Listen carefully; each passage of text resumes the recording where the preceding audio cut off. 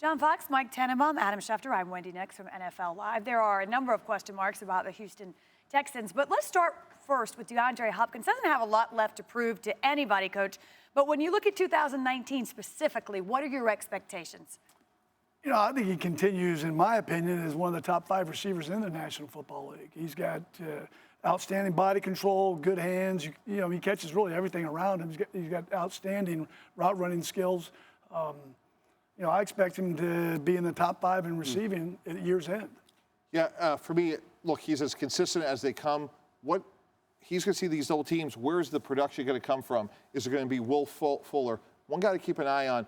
3rd-round pick, Kahale Waring, tight end from San Jose State. He is a freak of an athlete. Can he develop? Someone else is going to have to step up in a Houston Texan offense to take the pressure off of off of DeAndre Hopkins, who's going to get double teamed quite a bit. And Will Fuller's looked great during training camp so far. He's healthy, and when he's healthy and he's producing, that makes Hopkins and that offense even more dangerous. But if Fuller's out there and Hopkins is out there, you know that DeAndre Hopkins is going to produce like a big-time wide receiver. Plus, if all these other wide receivers are going to get paid this summer, DeAndre Hopkins is going to want to get paid at some point too, don't you think? Well, you talk about productive and healthy. You hope that is the case with the Texans quarterback. It was not the case going into last year, and then you had that early injury. What do you like with the pairing of Hopkins and the quarterback, Deshaun Watson? Well, there's nothing not to like about that. When they have both been out there performing healthy, it's been a dynamic combination. And if Deshaun Watson hadn't gotten hurt his rookie year, he might have led the Texans all the way to the playoffs and deep into the playoffs. And the combination of Watson and Hopkins would have been as formidable as any in the NFL. And I think for 19, you know, with Deshaun Watson coming back healthy from week 1 to start the season, I mean, even last year, DeAndre Hopkins, you know, played without Will Fuller. He got hurt. They brought in Demaryius Thomas midway through the season, and he still had a big productive year. So with Will, healthy all season long and Deshaun healthy, I think it's even going to be bigger and better. Yeah, and Watson's one of these quarterbacks that can not only beat you with his arm, but with his feet, which makes them even harder to defend. So, again, if he's healthy, if Fuller could stay healthy, development of a young tight end, this could be a very formidable offense. Anything less than a postseason appearance a failure for this team with this talent, I would assume. Shefty?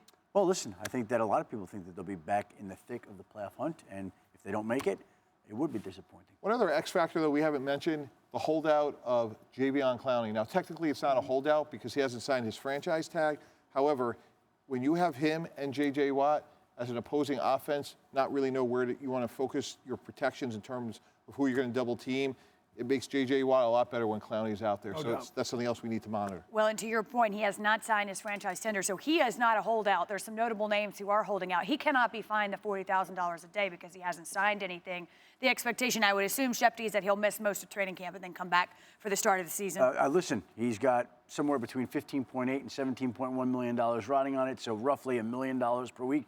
My guess is that when week 1 rolls around, Jadeveon Clowney will be there. We did go through that last year, though, with another position, but we did go through that. But not at the money that Jadeveon Clowney is due this year. Le'Veon Bell's franchise tender was much lower, a few $1 million lower. Not much. A few $1 million. $750,000. I feel like as incentives go, though, 15 to 17 million. I mean, there's worse incentives to come back and play for. And don't forget, we may have that grievance between the Texans and the NFLPA over whether he's a linebacker or defensive end.